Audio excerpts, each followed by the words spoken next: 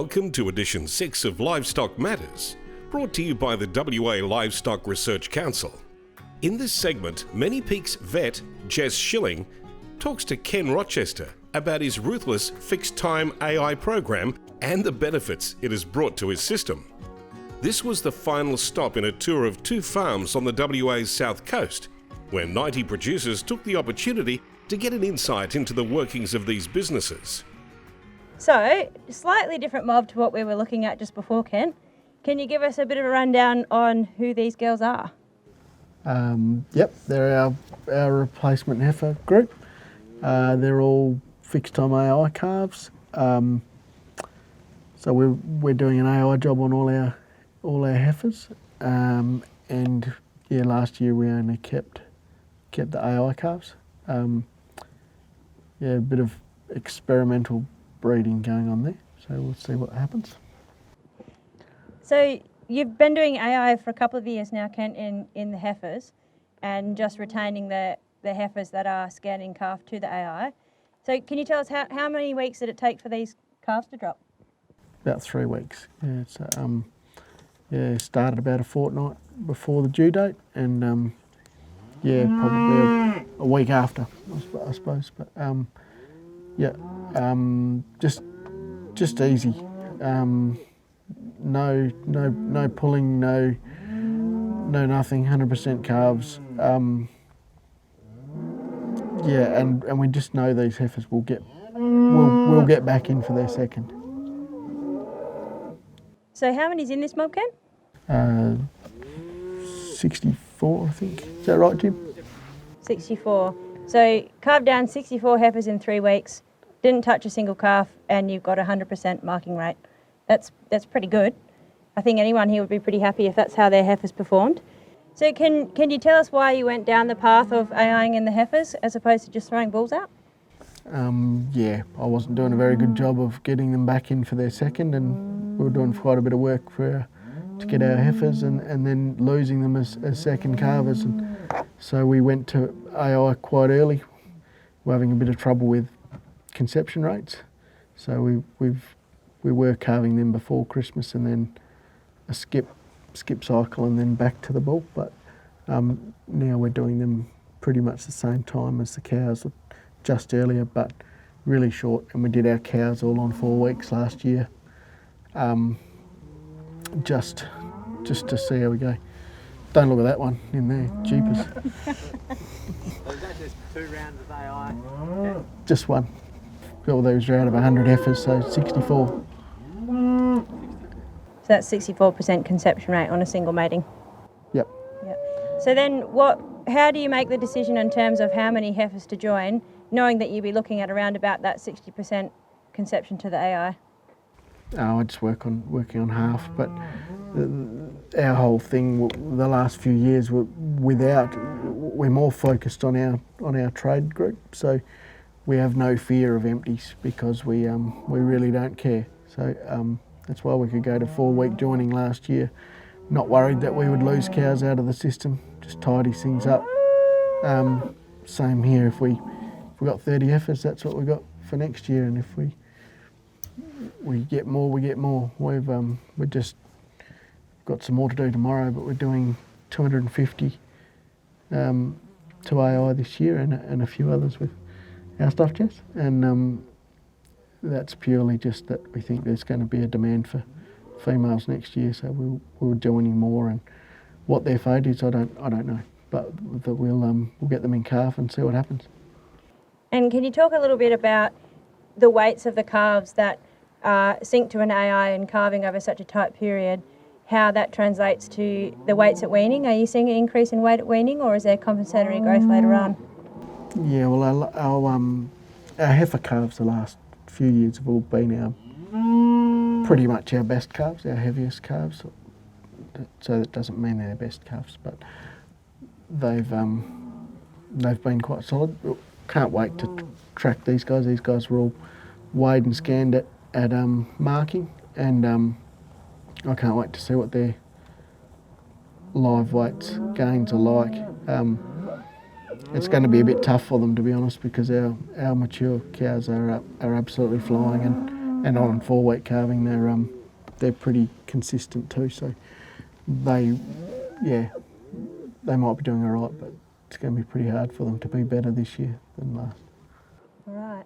And can you talk a little bit about the difference in the pregnancy rate of your first calvers now after a single round of AI compared to what it was before when you were mating with bulls over a number of cycles?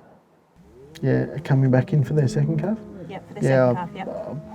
We're pretty happy that they're 90% back in calf. Whereas what would our scanning have been that last year we did bulls? I reckon would have been 60-70% perhaps, and we weren't doing it right. But they have a good early calf. They're back in. They're cycling. They've got a long recovery. They're going to get in calf to their second. That's how it'll work. Yeah. So sorry, Ken, that was 90% in calf rate on for your second calf. These guys coming back in for their second. Yep. Yeah, right. So to put that in perspective, I don't know what everyone else has sort of found on their farms, but from our scanning data, over about 20,000 head in this region, we probably look at around about 65 to 70% in calf rate on those heifers going in for their second calf. So we're looking at about a 20% increase in calf rate on that second calf. Yeah. Yep. Right, it's pretty significant. So, I mean, it's all well and good to say these are all the great points of doing an AI program. Can you maybe talk to us a little bit about the disadvantages, reasons why you might not want to do that? Yeah, we haven't always got those conception rates. We've been, sub 40% before. I think we could think 30% at one point, but and there's the job and the cost of doing it. Although I don't think the cost is a big deal with the genetics that we've been able to get. I think it's pretty cost effective, really, compared to using top line bulls. So, what would your average mature cow weight be, and that compared to what your target joining weight would be for your heifers? We're trying to bring our mature cow weight down, of course, but we're I don't exactly know what our mature cow weight is, but our joining weight, we sample weighed 10% of ours the other day. They averaged 410, I think. I reckon there were some lighter ones back there, so we'd be high 300s of our joining weight, I reckon. And how many of those heifers that you're keeping are heifers out of your heifers? A fair portion, yeah. We try and keep those genetics, those better AI drop heifers. That's why we do it. It's no good. A steer calf's a steer calf. Once he's hanging on a hook, he's not doing much more for you. So those genetics are lost. So those AI female calves are the reason to do it, I guess. So there is a little bit of a concern with if you're repetitively selecting for low birth weight, that you'll then run into troubles in the future of those females that you're keeping out of those lines then running into calving trouble because they can't deal with a heavier birth weight themselves. Can you make any comment on that? I'm very much a learner driver, so I don't know, but yeah, that is a bit of a fear, especially when we've gone fairly extreme this time. These guys, I don't know how much influence we can have on the first crossover, but yeah, it is a concern that we bring those cattle back too much, and then we go to a more regular bull that we may have a problem. So yeah, I don't know. You can help me with that, Jess? Jess, what's your view, Jess? Oh, well, I've got a conflict of interest. I want high birth weight calving difficulty. It's good for my business.